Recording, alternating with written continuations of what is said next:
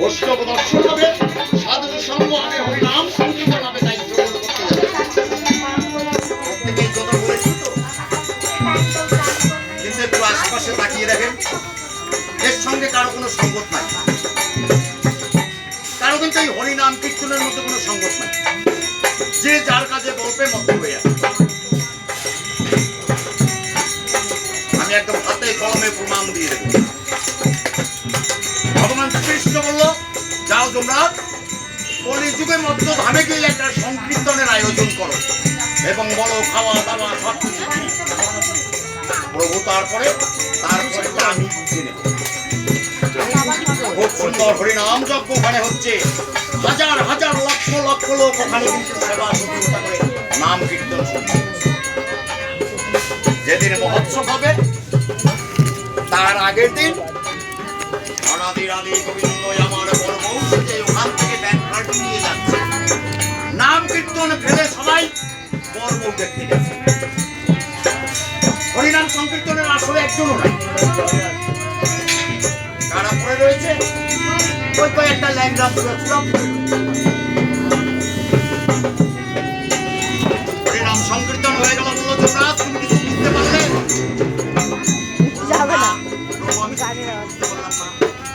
হরিনাম সংকীর্তনে তো 2-3 জন বসেছিল, ওই 2-3 জন আমার আর বাকি সব তোমার। এই কলিযুগে ওই বাকি নরকুণ্ড ভরতে তোমার কোনো চিন্তা নেই। কিন্তু দেখো বাড়ির থেকে এখানে যারা সবাই এসেছে, কি করে এসেছে? অমুক জায়গায় গোসাই মারা গেছে, তার 45 দিন বাদে 46 দিনে তার বাড়ি হরিনাম সংকীর্তন হবে, ওখানে কৃষ্ণ কথা হবে, সাধু গুরু বৈষ্ণব দর্শন হবে, ওখানে যাচ্ছে। এই দেখো কেউ পানের থালায় মত, কেউ গল্পে মত, কেউ বাজে কথায় মত। নরকুণ্ড এদের জন্য তৈরি হয়ে আছে, বেশি দেরি আছে। আমার কথাগুলো কাটটা কাটটা যার ভালো লাগবে লাগবে, যার ভালো লাগবে না লাগবে না, তাতে আমার কিছু যায় না।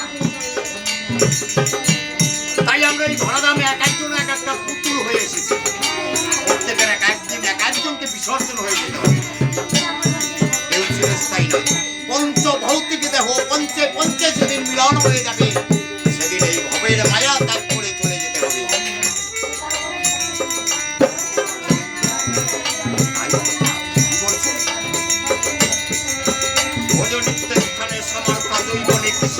তর্পণে বাঞ্ছা হয় যাহা, শ্রীমতীর স্বভাবে আসক্তি প্রভাবের অতি রসে মিলন হয় তাহা। আবার কি বলছে? অল্প বয়সে ভজে কৃষ্ণ কৃষ্ণ আবার আসে, মধ্য বয়সে ভজে কৃষ্ণ আসে কিনা আসে, আর বৃদ্ধ বয়সে ভজে কৃষ্ণ তুমি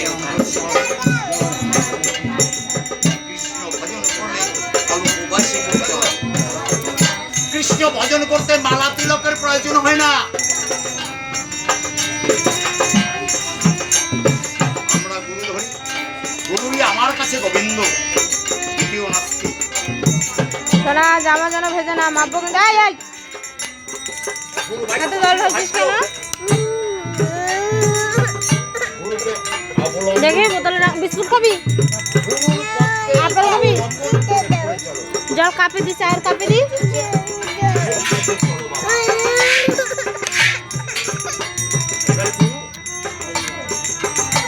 কেউ বলে গোসাই, গোসাইটা খারাপ হয়ে যাবে বাবা।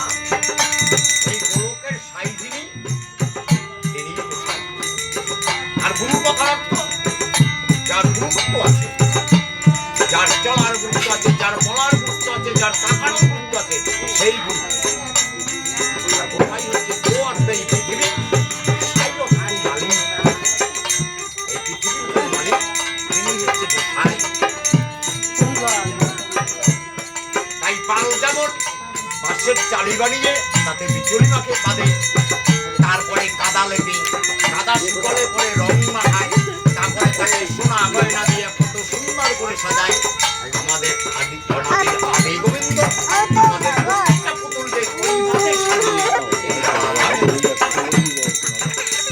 এই ভাবের খেলা যেদিন শেষ হয়ে যাবে, যেদিন পঞ্চে পঞ্চে মিলন হয়ে যাবে, আমরা সবাই চল মিষ্টি খাবি।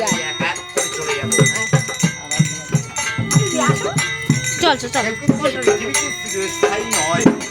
চল ওই ধরনের খেয়াল বাবার আসতে হবে না। কর্ম অনুযায়ী ফল, যে যেরকম কর্ম করবে তার ফল সেরকম ভোগ করবে।